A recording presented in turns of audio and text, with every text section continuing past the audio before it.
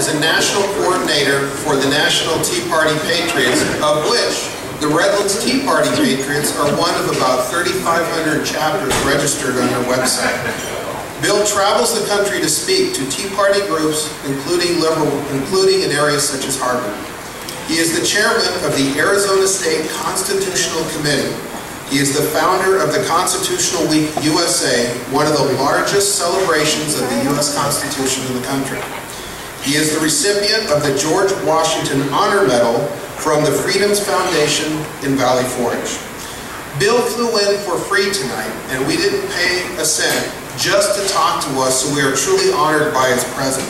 Please show an appreciation by signing up down here for the National Tea Party Patriots. So for just $25 a year, you can get a card like this and become a card-carrying member of the National Tea Party Patriots.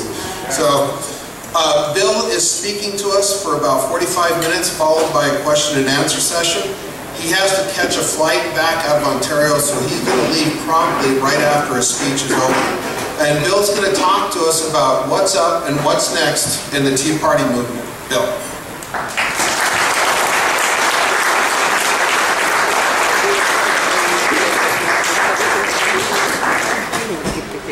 Is this working? You know, I like the wireless mics because I like freedom.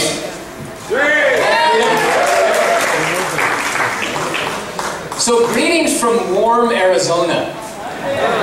Now I know you guys think that you're warm here, and I know you think that you're the Sunshine State, but you know, yesterday morning when I got up and I went to get my truck, drive the kids to school, I had to get out and scrape sunshine off my windows.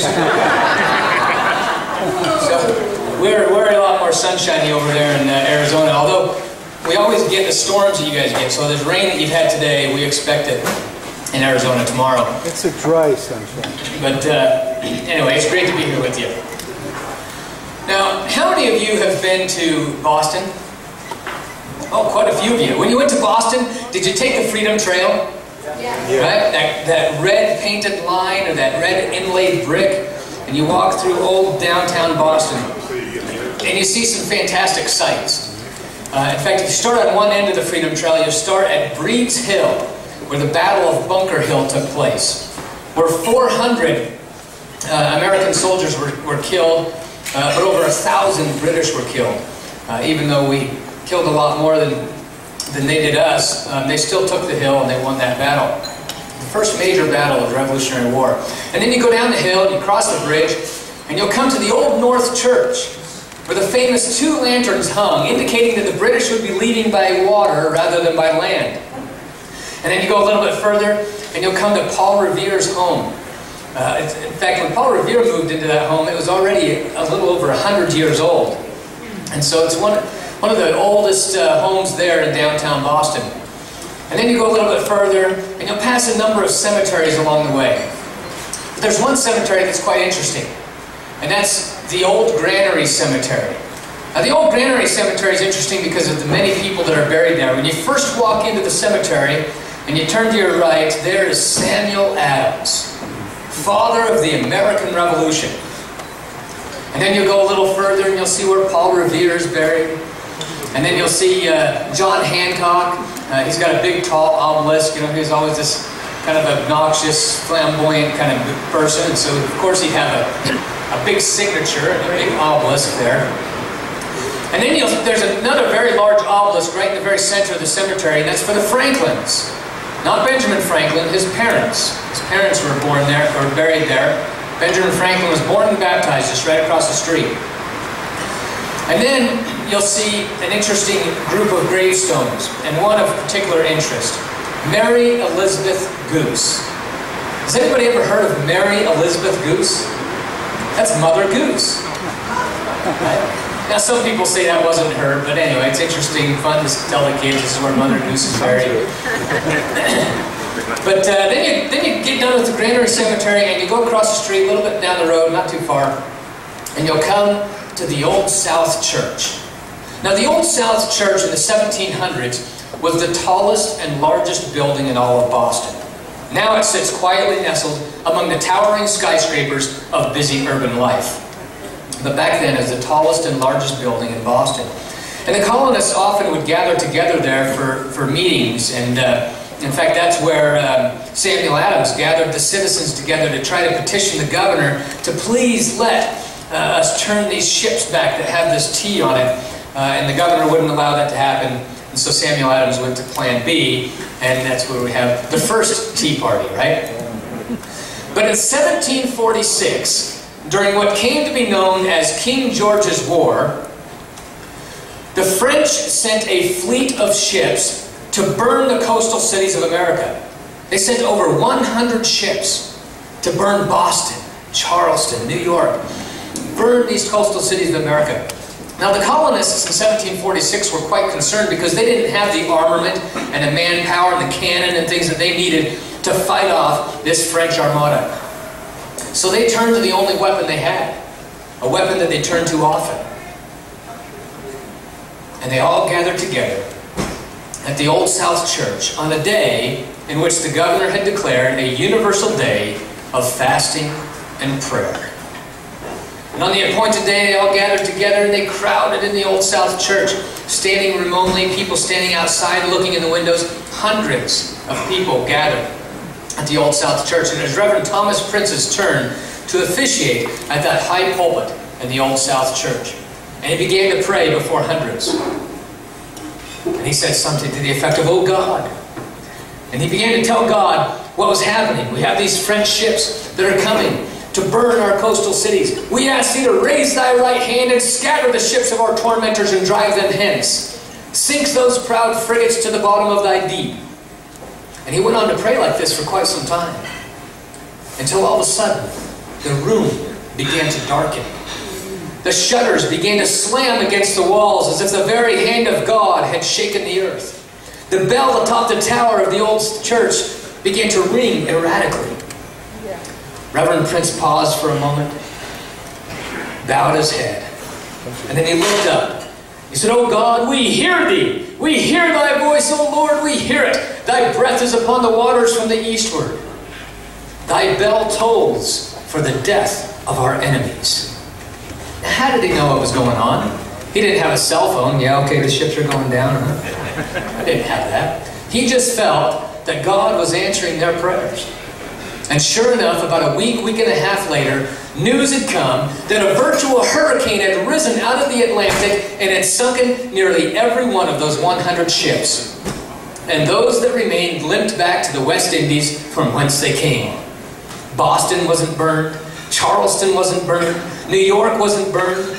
God had once again preserved the colonists from utter destruction. Isn't that a great story?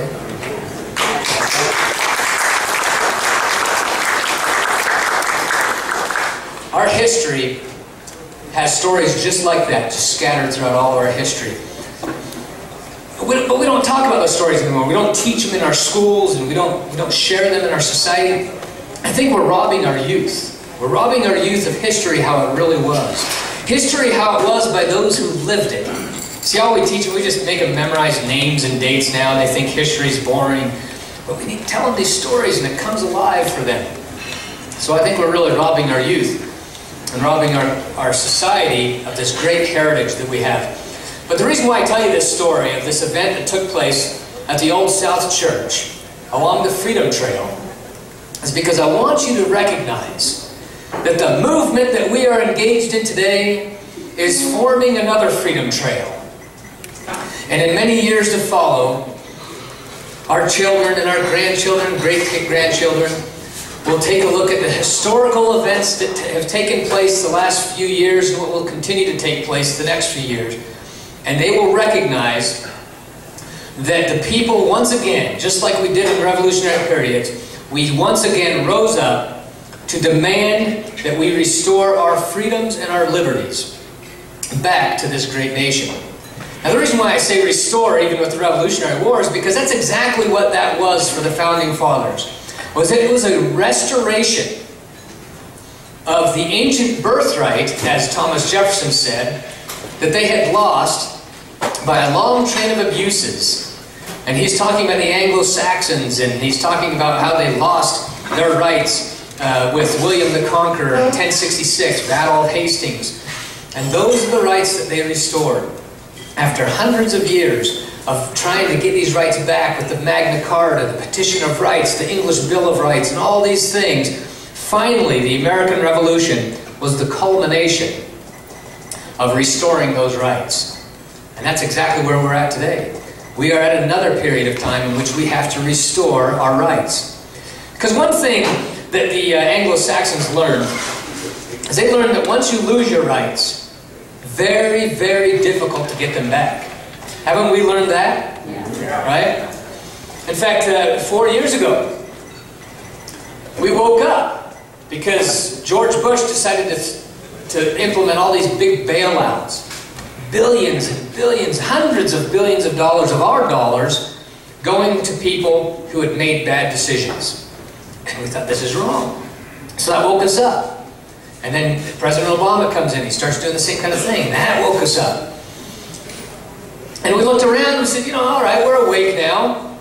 This isn't quite the country that our grandparents told us about. We're not quite as free as we thought we were. But that's all right. We're awake now. We'll just take our freedoms back. How did Washington respond? Not very well, right? Once we lose our rights, they're very, very difficult to get them back. And we certainly have learned that. Now, 4 years later, 4 hard years later, we still have only begun to scratch the surface. To start getting the conversation going about individual rights, personal responsibility, freedom, right? Our 3 core values of Tea Party Patriots. Constitutionally limited government, fiscal responsibility, free markets. So we're just barely starting to get that discussion going, and we're starting to have a lot of influence over where the discussion is going. And it's been a great thing. It's been very exciting. Now, many people say that we're dead, the Tea Party movement, but it's kind of funny because whenever we see these articles that criticize what's happening in this country, they always blame us, right? So it's interesting how much influence we have with all these bad things for an organization that's dead. The reason why they think we're dead is because they don't understand the Tea Party movement. They don't recognize that the Tea Party movement is a genuine grassroots movement that started just spontaneously. It's such an exciting thing. Back in 2009, we had a group of people that started getting a little concerned about what was happening with all these bailouts. And so some chatter and things started happening. In fact, my good friend Mark Meckler, one of the co-founders of Tea Party Patriots, lives up in Sacramento area, just outside of there. I love in the book that him and Jenny Beth Martin wrote, he said the first American Revolution was started by a gunshot. This second American Revolution was started by a hashtag. And that's exactly how it started. All these people twittering back and forth. And then Rick Santelli gave his famous rant and said, you know, I think we should have a good old-fashioned tea party. And that got the chattering going even more. And then Rush Limbaugh thought that was a great statement, so he kept playing it over and over on his radio show. People started chattering about it even more. And before you know it, some people decided, about 22 individuals decided to get on a conference call on February 20th, 2009. So we need to do something about this. Now at this point there had already been a little bit of some activity. In fact, Kelly Carrender up in Seattle had already had a Tea Party event that's considered the very first one, but now we get this February 20th date, this conference call, 22 individuals, and they decide on February 27th, let's have some protests. And they all got together, 49 locations throughout the country. And they didn't have any idea if people were going to show up. In fact, Mark Meckler, he just put it out on Facebook that he was going to have one in Sacramento. He had no clue if people were going to show up. And when he showed up, it was just his 2 kids, his wife, and his parents. And they had a bunch of signs in the back of the truck. And the security from the Capitol, they come out and they said, do you have a permit? And they said, what do you mean permit? You know, they hadn't been actively involved in politics, so they didn't know you needed a permit. Free speech doesn't need a permit. And they thought they were the only ones there, and the security, they were very kind. They said, all right, well, let's go get you a permit real quick. And they went walking around to the other side of the Capitol, and there were hundreds of people. And he was excited. Boy, this is a great thing.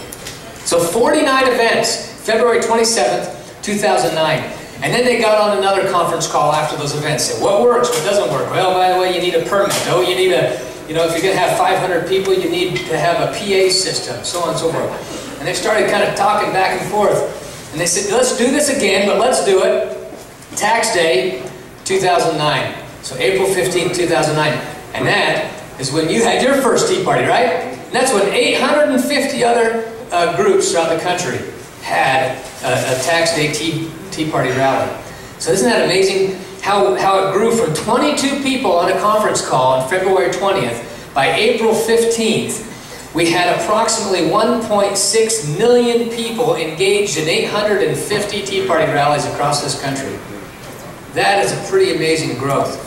And today, we have over 3,500 groups registered on the Tea Party Patriots website. Now that original group, when they got together after that February 27th Tea Party, they decided to form an organization. And they called that organization Tea Party Patriots. And when I say form an organization, I say that very loosely, because essentially all it was, they put a website up so people could post their events that they were going to do on Tax Day Tea Party. And then eventually that organization became an official organization, Tea Party Patriots. And then you have some other organizations that got involved and were very influential, Freedom Works, and Americans for Prosperity, and these others. But what an exciting movement we are engaged in today. Now I often think, my specialty is Constitution, American history, things like that. So I often wonder what the founders would think. And of course, one of the favorite founders, George Washington, what would he say if he was to come back and talk to us? Because our movement is not really very different from theirs. They had an oppressive king. We have an oppressive Washington elitist class. Right? They believe the same thing. King George believed in the divine right of kings, meaning that people are divinely appointed by God to govern others, with or without our consent. That's what King George believed. That's what Washington elitists believe as well. No different. We're fighting against the exact same thing. They had a ragtag army that was untrained, undisciplined. And isn't that exactly what we have? The Tea Party movement is untrained, it's undisciplined. We're quite sloppy in some areas, but we are just a beautiful movement.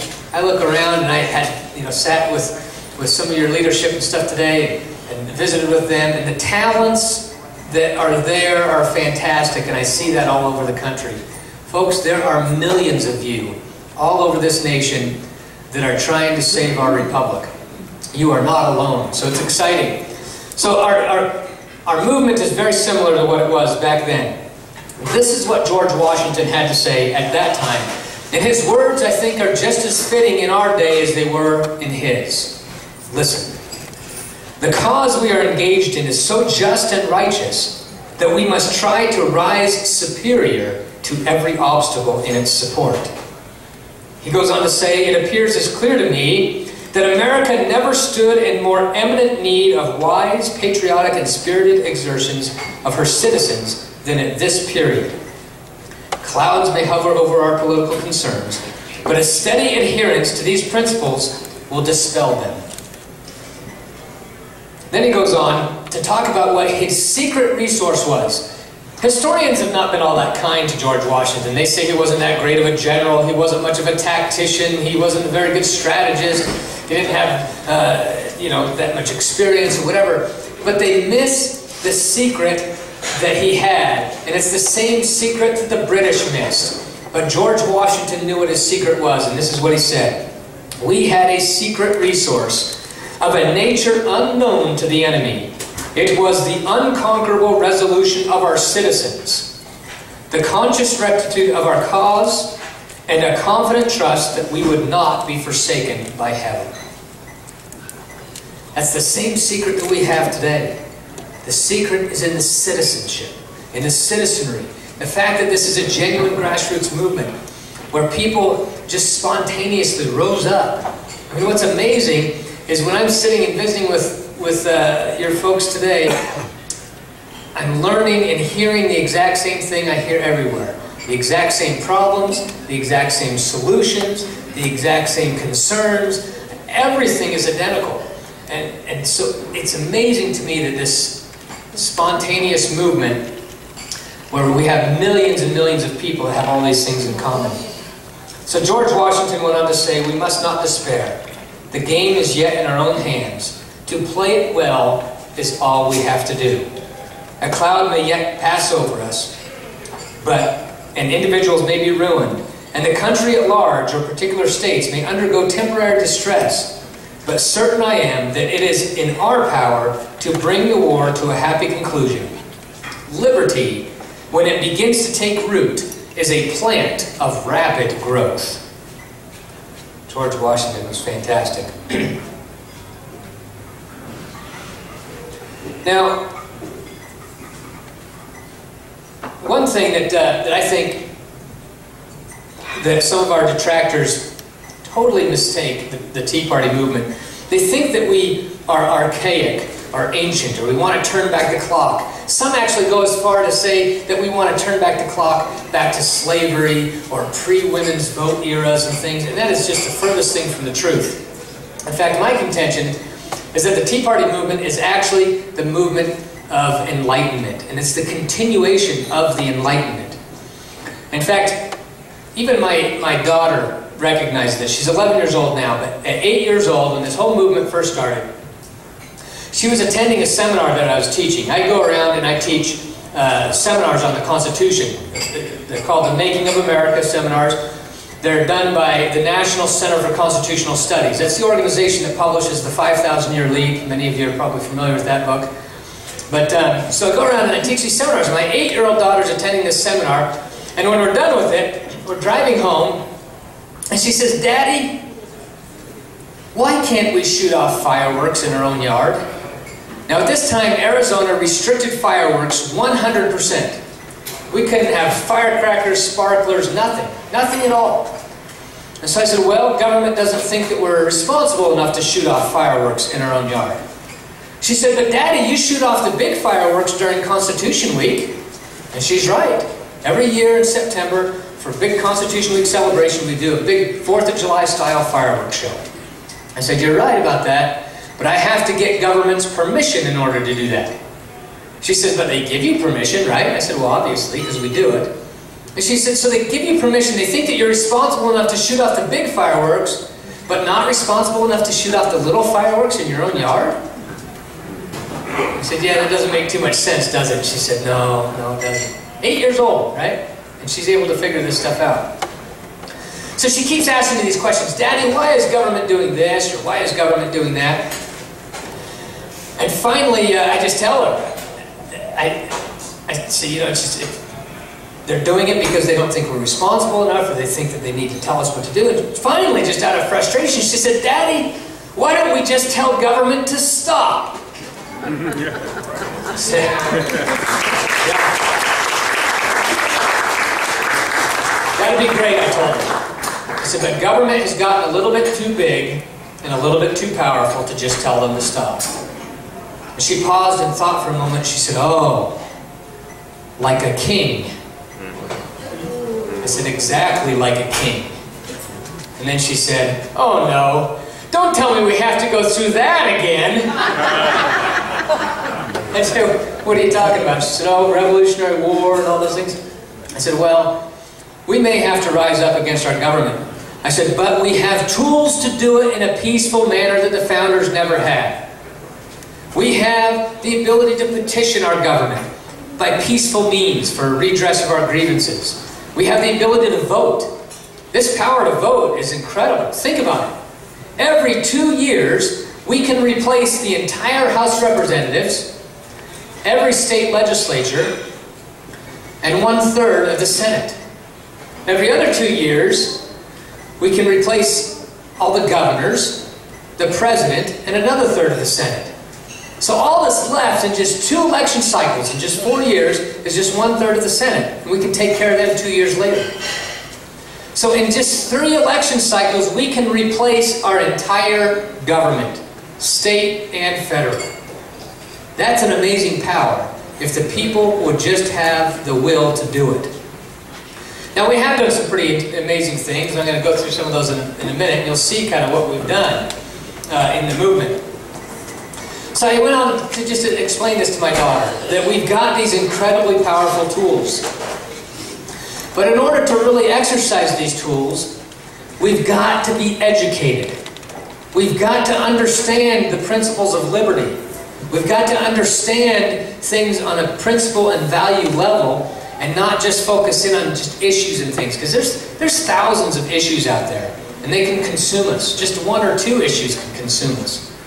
But if we understand things on a principled level, then we can tackle those issues a lot better, a lot easier. But we must be educated. In fact, Thomas Jefferson once said, "Enlighten the people. Enlighten the people, and tyranny and oppression will vanish like evil spirits at the dawn of day." Isn't that a great quote? I love that quote. And he went on to say that the only true corrective to constitutional abuses is education. So that's the only way we're going to get this done, folks. We've got to educate the people. Now, you've done some of that. You've gotten out there and you've met right with your citizens here. You've knocked on over 8,000 doors, and you go and you have tables at your marketplace events and things, and you're getting out there among the citizens. Fantastic. Keep that up. Keep educating them, but keep educating yourselves as well. And there's a few things that we're doing in order to have some of that education take place. I'm going to go through some of that here with you. First of all, I want to do a quick 2012 review. The clicker's not going here. On-off switch.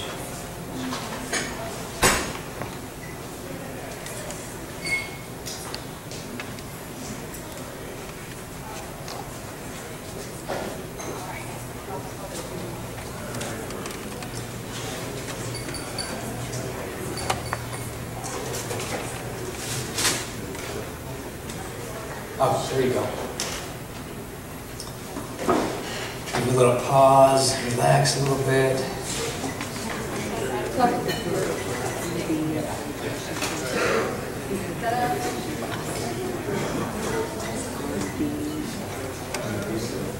There's a great picture there. That's kind of a depiction there of the Old South Church, Reverend Prince, the story I just told. Okay, so 2012 in review.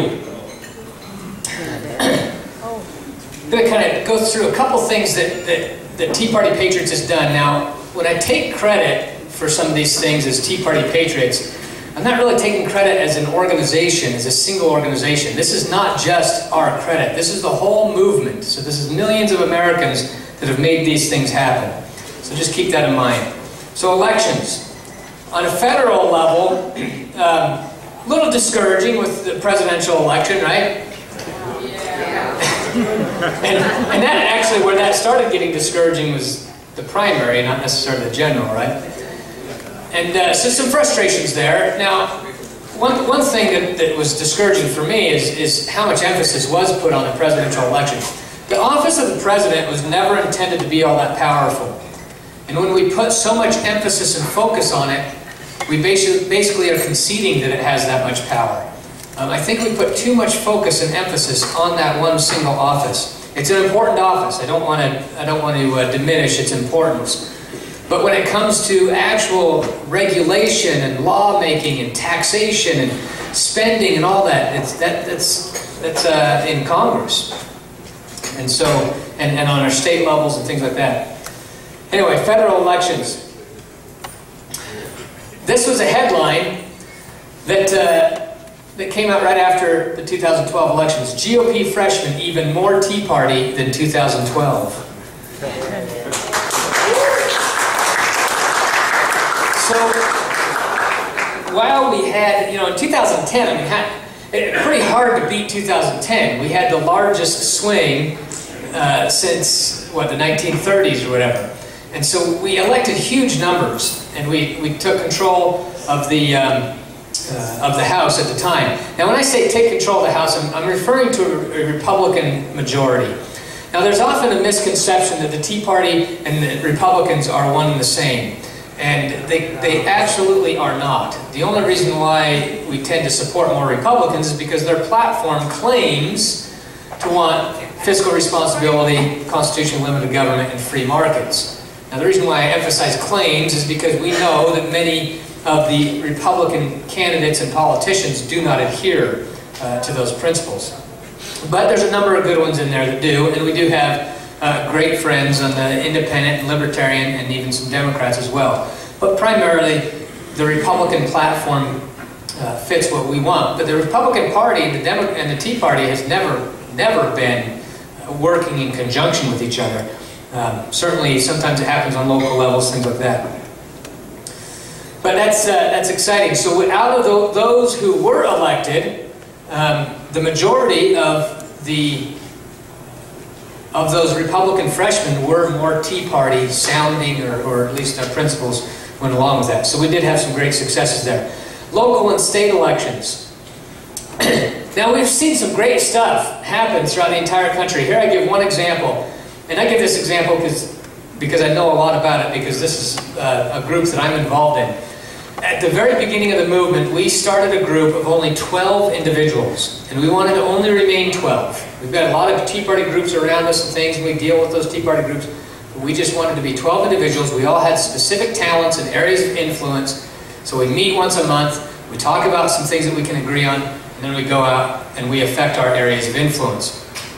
Well, out of that group of 12, we now hold, actually this number's wrong, this says 4. We now hold 5 elected offices. We hold 3 town council seats, 1 state representative seat, and 1 school board seat. So out of 12 of us, 5 of us are in office.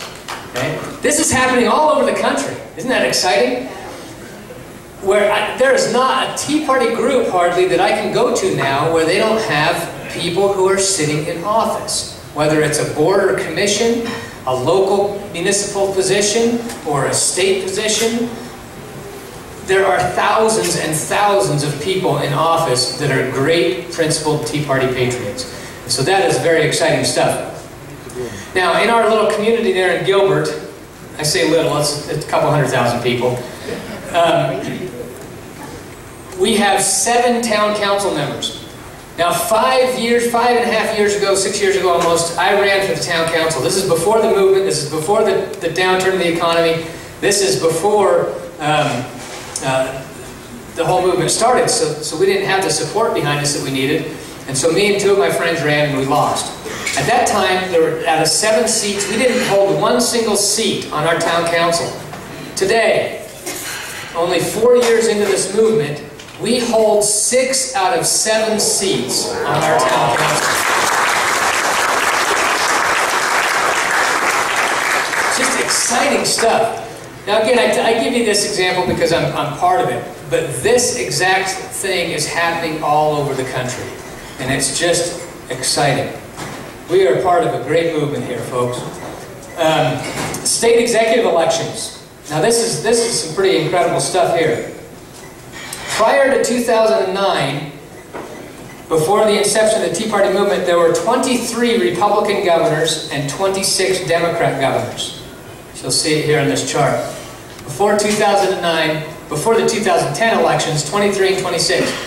After 37 races in 2010, 29 Republicans and 20 Democrat. And then after the races in 2012, we went up to 30 and dropped them down 1.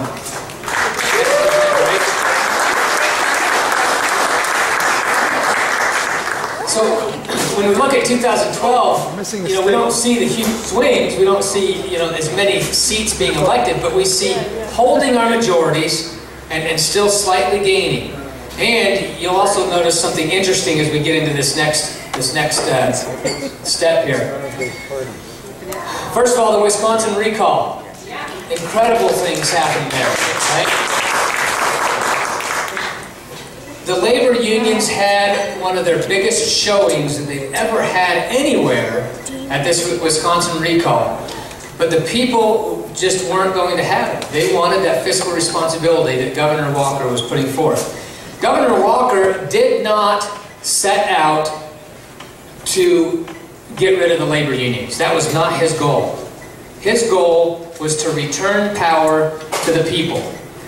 In fact, one of the things he did with his schools is he returned power, he returned budgeting power back to the people, back to the individual school districts. And the school districts love it because they're saving huge amounts of money now because he basically released them from the bondage that they were under some of the laws that existed there. For example, they had to purchase their insurance from an insurance company that was owned by the teachers' union. Right? The moment Governor Walker got those laws passed, signed into law that said that they could go elsewhere to buy insurance, overnight their premiums were cut in half. And you know how many of them changed companies? Hardly any of them. That was the same company that cut it in half because they knew they no longer had a monopoly.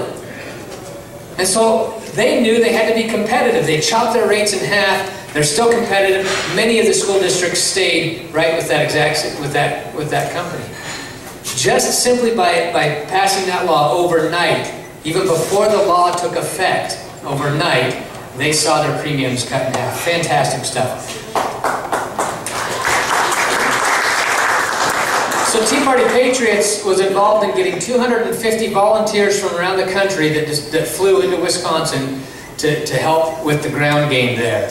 And in doing that, we were able to knock on over 16,000 doors.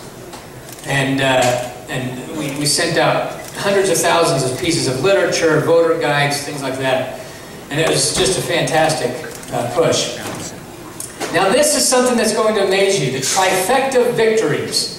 Now what a trifecta is this is a single party that controls the governor's seat and both houses of their legislature. Okay? Yeah, you guys know all about what a trifecta is, right? In a negative sense. Now, before 2010, this is the trifecta map. There were 8 Republican trifectas and 16 Democrat trifectas. Okay? After the 2010 election, 21 Republican trifectas and 11 Democrat. That's amazing, the difference. To go from 8 Republican to 21. Now, after the 2012 elections, now this is of course after we are a dead organization or a dead movement, we not only maintained that, but we gained a few more Republican trifectas, 24, and the Republicans did gain 1. And so 24 Republican trifectas and Democrats have 12. So we held on to it, we gained a few more. Now here's the amazing thing. After 2012, 14 of the 24 Republican trifectas are super majorities.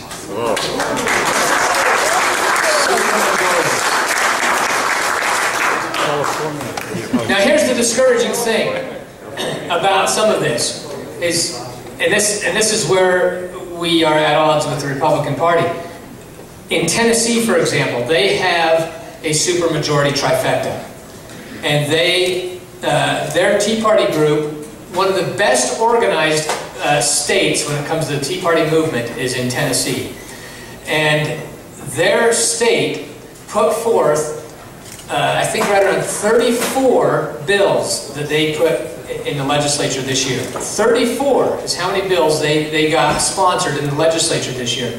And all 34 have to do with self-governance principles, returning the power back to the people. Okay? Every one of those 34 bills in a supermajority Republican legislature, every one of those are going to be killed. Right? Because the establishment, the old guard, are killing all of them because they don't want to return the power back to the people.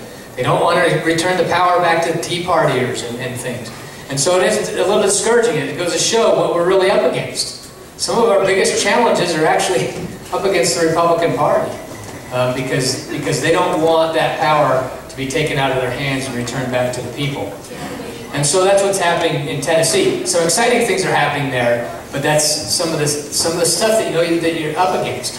And so it's important now that they not only hold the supermajority, but they now go in and primary some of these obstacles that they have within the Republican Party and put more principally minded people in there. So the trifecta is great stuff. Another amazing thing that happened in Washington State, this is where they implemented a process called the blueprint.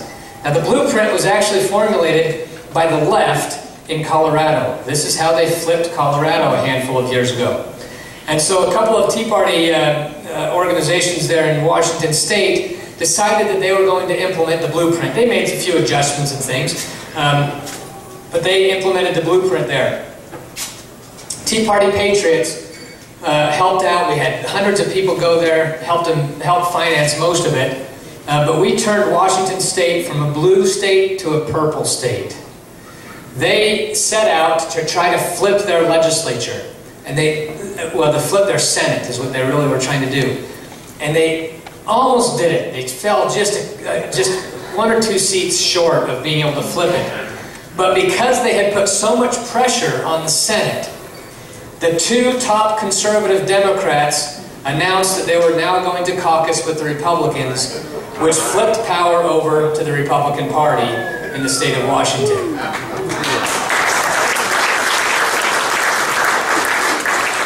So the state of Washington is a good story for you because Washington's always been a stronghold of the progressives and the far left. And so it gives you some hope. Right? Not much, but a little bit of hope. So some great stuff happened there in Washington State. The health insurance exchanges. Great stuff happening here. We now have 25 or more states, somewhere between 25 and 28 states now, that have flatly refused to implement state-run health insurance exchanges. Fantastic. Now, this is important because if the states will just refuse to implement a few things and make it so that the feds have to come in and do it, like they don't expand Medicaid, don't put these insurance exchanges in place. If enough states do it, then the whole bill falls apart. It cannot be implemented because the bill that is already spending a lot more money than it claimed would have to spend even more and more and more, and the money just wouldn't be there. It just won't be there. It will show how fiscally that bill cannot stand on its own. It was absolutely relying upon the states to help pay for a huge portion of Obamacare in order for it to exist. And so if the states will refuse to pay for some of it, then it'll go bankrupt. And so the states, this is the first step to state nullification of Obamacare. Okay, so a couple of things that we've also done is we co-sponsored the Republican presidential primary debate in South Carolina. And these are things that Tea Party Patriots National specifically did. We hosted multiple national teletown halls during the presidential debate, which among 4 or 5 teletown halls, we had over 225,000 people attend those teletown halls. That's a big conference call, folks. We distributed the movie The Determinators. If you haven't seen it, strongly recommend it. Go to Tea Party Patriots website, teapartypatriots.org. Go watch the movie The Determinators. It's a 1-hour film about healthcare and about the shift of philosophy in healthcare from the philosophies of Plato and the collective versus the Hippocratic Oath and kind of what that's all about. So it's great because it goes right down to the fundamental principles. But anyway, we sent out 360,000 copies of that movie, DVDs, to Ohio, Florida, Virginia, Iowa, Nevada, and Colorado. We sent them directly to undecided voters. And so that had a pretty big impact when it came to, we were kind of doing it for the presidential election, but that has actually had a huge impact in these health exchanges being set up and things like that, because people have a pretty good understanding about how bad the bill is. We also, with that, we went ahead and distributed 360,000 copies of pocket constitutions that went along with those determinators. We figured, you know, it'd be good if American citizens had the instruction booklet there. More than 1,500 local Tea Party groups hosted house parties where they showed the Determinator movies. So this represented about 30,000 citizens. The Determinator movie, as of mid-December, or end of December, had 445,000 views on YouTube. I don't even know what the number's up to now. And then we had an educational tour with Dr. Gray. He's the one that the movie Determinators was based off of. He wrote a book that the movie was based off of. We hosted a freshman orientation in Washington, D.C., in which we had about 1/3 of the freshman Republicans attend that orientation. So we were able to kind of teach them what the Tea Party movement's about, tell them that we've got their back and they need to be strong. So that was a great event. We sponsored about 13 Leadership Institute campaign training events throughout the country, and we continue to do those. That's one thing that you can even bring to your own community if you want to have a Leadership Institute training where they teach you. It's an all-day Saturday thing where they teach you about campaigning and kind of how to do it on a grassroots level. Then we actually fund a pretty good size of that, of getting them out there for you. We produced a number of TV spots in which we hit about 14 million households, educating people about the Tea Party movement, Tea Party values. We did the Hannity for Sanity deal where we, again, were educating people about Tea Party Patriots. Training and support. We had the Road to Repeal rally. Even though rallies aren't really a big thing right now in the Tea Party, we still had about 5,000 people that showed up at the Capitol in order to try to get the House to repeal Obamacare, and they did. We were able to put enough pressure on them. But many of you have probably seen that yesterday or today or something, they went ahead and funded Obamacare. So even though they repealed it, they now funded it. So you need to get on the phone to your congressman and tell them that needs to not happen. Okay, so they repealed Obamacare. We already did that. We hosted, we do these local and state coordinator conferences around the country where we train how to deal with media and how to campaign, how to organize, and all those kinds of things. We had about 600 Tea Party leaders that we trained over the course of the year. So those are things that we want to keep you informed on. We've given out over 100 grants in 2012, amounting to about $1.5 million. And so this is money that goes right to the grassroots. When an organization, a Tea Party group needs some money for something, they fill out a grant application, and if we can do it, then we try to help fund that. More than 250 new groups have been started in 2012. So when people say that we're a dead organization, 250 more groups on top of the 3,500 that already exist. So it's fantastic.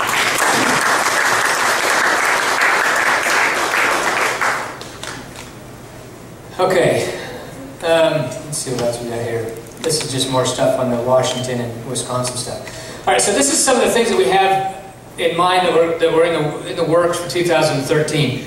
Legislation. We're actually hiring some people on that are going to focus in on state legislation so that we can take a look at some very specific legislation that's happening from state to state and help you stay informed on that legislation and help you if you need help to put pressure on passing something or killing something. And so if there's something in California you need help with, then we'll put that message out to others and they can make phone calls for you and things, and then vice versa. We'll bring you the list. So legislation is one thing we're focusing on. Grassroots organization. We're really getting out there and teaching some very specific grassroots organization how to get out there and campaign on a grassroots level. One state that we're really putting a lot of focus in right now, where we actually have teams full-time right now in Ohio, working on organizing Ohio, getting Ohio back on track. Ohio was one of the hotbeds for the Tea Party movement when it first started. I mean, I remember going to Ohio and teaching numerous seminars, almost teaching a seminar a month there for a while. And Ohio had a lot of splintering with some of their groups, so we're trying to kind of get them back together, get some grassroots stuff going there. So that's one thing that we're in the works, is grassroots training and organization. Messaging, we're really fine-tuning the messaging. We've actually spent quite a bit of money recently on some polling, where we're kind of seeing what messaging is working, what messaging isn't working. One message right now that I can tell you that you can use that works extremely well when it comes to fiscal responsibility is that we are placing an unfair burden on future generations. Now, we tried that a few different ways, so this kind of shows you what we're trying to do with messaging. We tried to see, okay, how does it work if we say we're stealing from our children and grandchildren? That worked, that was okay, but using the word unfair versus stealing was much, much better. We had a lot more support in the polls and stuff like that. So that's just, you know, one little bit that I can give you, and we'll continue to push out more of this information to show you exactly, help you with your messaging, so that we're getting out there and we're not having some of the problems that we have with our messaging. Tools. This is actually something I'm in the process of working on. We're working on a handbook that has all the tools that you need on how to write press releases and how to write law and how to organize this and how to do that. So not only are we trying to put this together for your use, but we're also trying to glean information from you so that we can put some of what you've learned in this handbook as well. So if you know, some of the things that I talked with your group about earlier today, I'm going to continue to talk with them because there's some great stuff that I want to get from them that'll go in this handbook and these tools. So we'll just give you these tools that will make your life a lot easier, so you don't have to reinvent the wheel over and over and over again. And then we also have the Making of America course that we just recently filmed in studio. I did the instruction on it. It's an 8-hour DVD series in which you can go right through this course to learn all about the history of the Founding Fathers, how they learned what they learned in order to put the Constitution together. And then we go through the Constitution and talk about many of the major abuses in the Constitution. We go all the way from the preamble to the 27th Amendment. So it's a fantastic resource. We will have that online soon. We already have some DVDs that are ready to go out, and we'll keep you informed as to how to get that Constitution training. So that's basically the major stuff that's happening. The most recent thing that we did is we just had the money bomb. Now what this was is this is something we did for fundraising. We figured we'd take advantage of this 4-year anniversary. And so the 10 days building up to the February 27th 4-year anniversary, we had the money bomb where we were sending out emails like crazy that would link people to videos. And those videos would have would be all about what we've done as a Tea Party movement. And they're fantastic videos. If you go on our website, you can see them there. But they're just these short little minute-and-a-half things. And the goal in that 10 days was to raise $1 million. And so in 10 days' time, we raised about $1.1 million. So,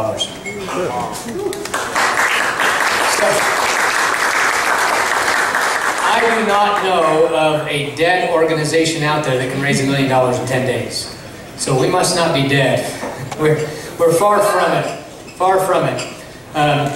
So very exciting things that's happening. Now one thing that we are starting to do this year, instead of holding a bunch of these standalone conferences that we would put on ourselves, we are now sponsoring and piggybacking on existing conferences.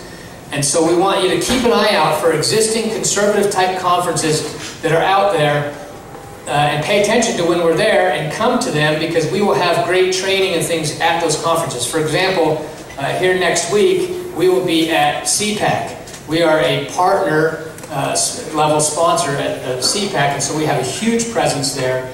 We're doing a bunch of breakout classes, and so we'll have a lot involved. In fact, there's a newspaper article that just showed up the other day that that totally chastises CPAC because it's totally overrun by the Tea Party and Tea Party speakers and all that. So it's a great article when you see that kind of stuff.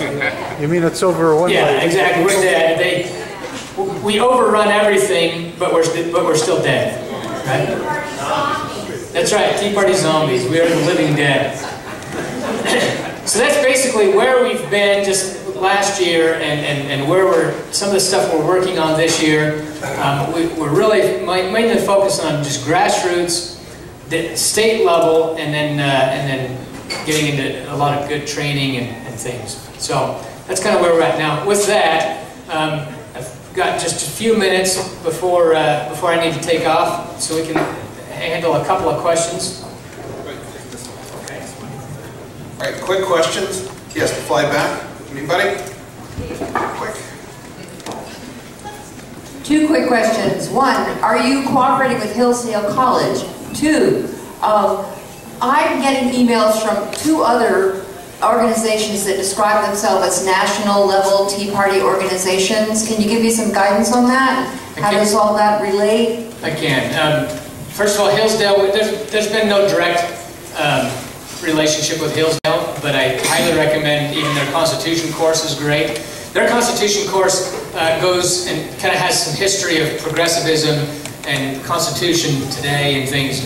The Making of America course that we just put together is more of a historical founding father original intent kind of. So both are fantastic.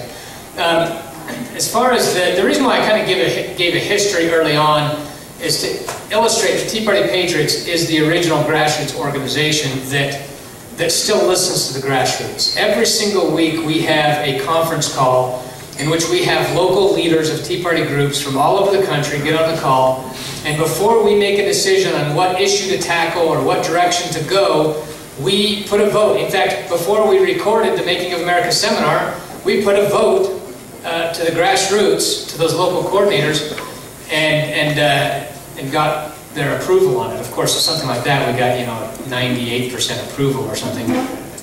But we do not make a move unless we get at least 65, 70%. So I kind of hesitate. We don't like bad-mouthing any of the other organizations, but since you asked the question, I'm still not going to bad-mouth them, but I'll tell you who they are and where they came from. Tea Party Patriots was started from the original groups that had the first Tea Party events. Tea Party Express, which is up here in Sacramento, basically he was a Republican operative that changed his organization's name and jumped on this Tea Party bandwagon. The problem is that they do endorse candidates, they really promote the Republican Party very heavily, and as a result they've actually caused some pretty major division in some states, like Nevada, for example. So that's who Tea Party Express is. TeaParty.net is just a website, and they went in and they grabbed all these names and addresses that were on all of other websites like ours and others, and they basically mined them and then they sell that list to others. So when you get a bunch of junk mail, it's probably because TeaParty.net got a hold of your information. So that's really, they are purely for making money off of the movement. They've done a few things that are good. They've got this Tea Party news network right now that does bring some news and stuff out there. So they do produce a product, but they don't communicate directly with the grassroots. Freedom Works links the grassroots together. They don't necessarily communicate directly with the grassroots, but they link the grassroots together. So Freedom Works does some pretty good stuff, and we've partnered up with some stuff with them. The big march in Washington a couple years ago was linked up with them. So those are kind of the biggest ones. Tea Party Nation is another one, but they're kind of essentially just a website as well. They don't directly deal with the grassroots. So I don't know if that answers your question, but my question is, do we? Whoops, is there somebody else talking? No, I'm just looking for who's talking. Raise your hand. Oh, there you are. My question is, are we having any luck with other media people? Like, for instance, Bob Woodward just got basically raked over the coals. And he's starting to stand up and talk about things now. Are we getting any, are you hearing any grumbling or anything that people are looking to maybe come over to the Tea Party more? Not in establishment mainstream media, no. I mean, we have a few people in there, but folks, I wouldn't rely on wouldn't rely on the media for anything, and don't count on them coming over. Most of the media believes in the concept of the divine right of kings as well. Even some of the media that's considered conservative. In my personal opinion, I think Bill O'Reilly believes in the divine right of kings. He absolutely is an elitist. Now, he believes in conservative principles, but he believes that there's an elite class that should push those principles. He does not like the grassroots. He's never liked the Tea Party movement from the start. And so I wouldn't really count on that. But the great thing is, the reason why this movement was able to start today is because of the alternative medias in social networking and all that. That's why, you know, when I say that this movement was started with a hashtag, I mean, Twitter only started 3 years before this organization, or before the Tea Party movement started. So it's amazing, this alternative method that has now helped the movement considerably. Bill has to run to the airport, so let's give him a big ovation.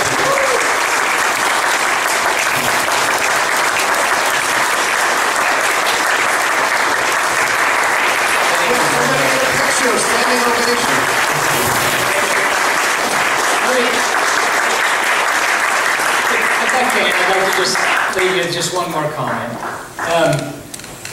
Because there's so many things that are so discouraging. Because we woke up and we realized we're not as free as we thought we were.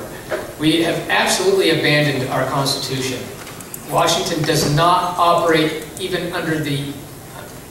It doesn't even pretend that it operates under the Constitution. And so, I know it's very discouraging, but folks, we have a great country. We have great people.